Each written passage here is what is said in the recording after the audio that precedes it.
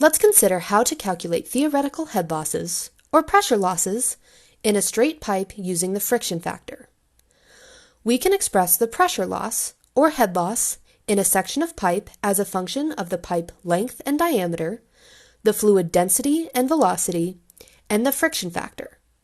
The friction factor is a ratio between the shear stress at the pipe wall and the fluid's kinetic energy. The pressure loss equation can be derived based on a momentum balance in a circular pipe.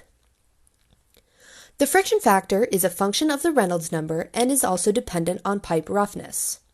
For rough pipes, often found in industry, the roughness of the pipe wall causes additional energy losses, and we must account for this in the friction factor. However, for the DLM, we will assume a smooth pipe.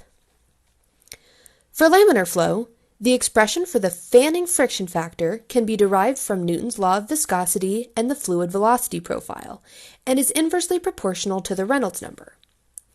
The Darcy friction factor is a factor of 4 larger.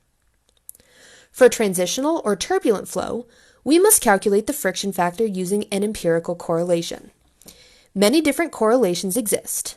One that is accurate for both transitional and turbulent flow in a smooth pipe is shown here. Let's use the definition of the friction factor to determine the relationship between pressure loss in a pipe and the fluid velocity for laminar flow. We will start by substituting the expression for the friction factor into the equation for pressure loss.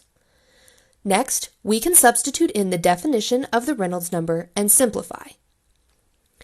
Using this simplified form of the pressure drop equation, we can see that the pressure drop is linearly dependent on fluid velocity and inversely proportional to the pipe diameter squared.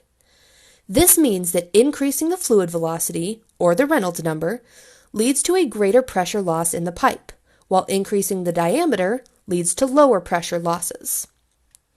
For turbulent flow, we can derive a similar equation using one of the empirical correlations for the friction factor. For most correlations, the pressure drop is more strongly dependent on velocity than for laminar flow because the friction factor is a weaker function of the Reynolds number.